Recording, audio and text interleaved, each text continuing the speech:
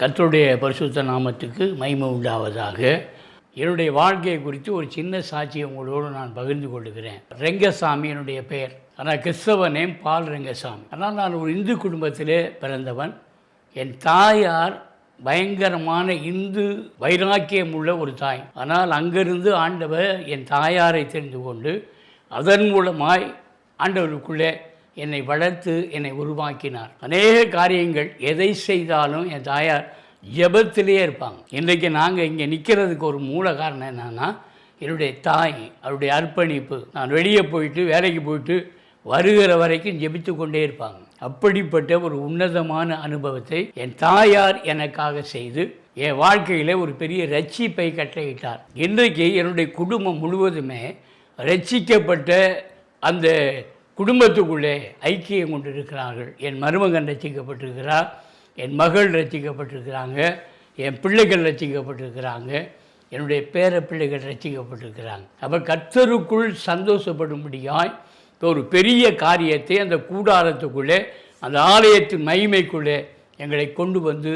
நிறுத்தி இருக்கிறார். ஆகவே நாங்கள் கர்த்தர் நல்லவர் என்பதை ருசித்து பார்க்கும்படி தேவன் கிருபை செய்திருக்கிறார்.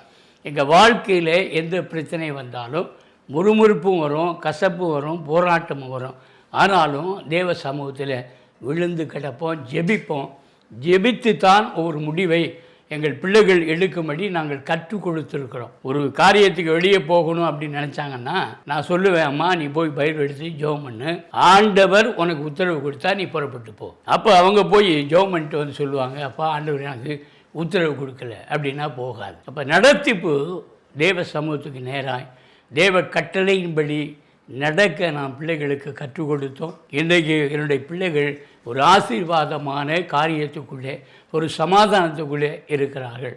ஆகவே கர்த்தருடைய பரிசுத்த நாமம் மகிமைப்பட்டு கொண்டிருக்கிறது. தேவன் தெரிந்து கொண்ட நோக்கத்தை நாங்கள் நிறைவேற்றுகிறோம் என்கிற ஒரு சந்தோஷம், திருப்தி எங்கள் உள்ளத்தில் இருக்கிறது. நீங்களும் இந்த அருமையான தெய்வத்தை உங்கள் வாழ்க்கையில் அபியாசப்படுத்துங்க. என்ன நடத்திப்பு ஆனாலும் முறுமுறுக்காதீங்க.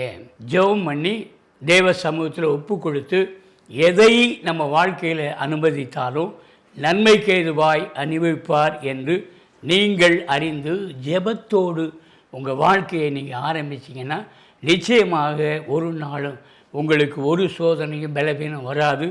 தேவன் நமக்காய் நின்று யுத்தம் பண்ணுவார். அவருடைய நாமம் வல்லமையுள்ள நாமம்.